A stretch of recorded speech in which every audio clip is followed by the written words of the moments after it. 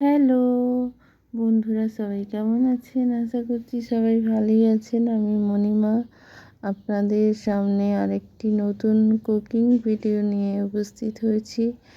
আর যে রেসিপিটা বানাচ্ছি সেটা হচ্ছে সমোসা বা সিঙ্গারা বলে বাংলাতে।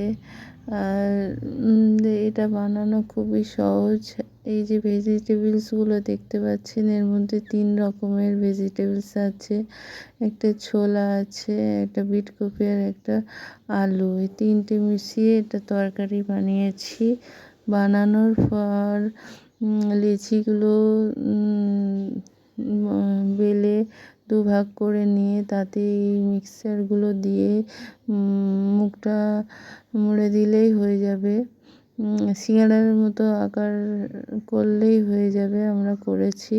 আর খুবই সহজ। যারা বানাতে পারেন না তারা শিখে নিন, আর যারা পারে তারা তো পারেই। আর এটা খুবই সহজেই খুব তাড়াতাড়ি বানানো যায়। দোকানের থেকে বেশি ভালো হয় বাড়িতে বানালে। আর স্বাস্থ্যসম্মত ভালো। বাড়িতে বানিয়েই খাওয়া বেটার মনে হয়।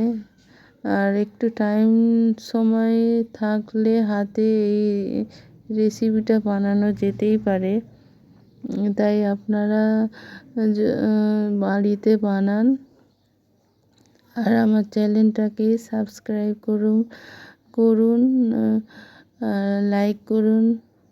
নতুন ভিডিও পেতে গেলে মণিমা ব্লগস চ্যানেলটাকে সাবস্ক্রাইব করে রাখুন।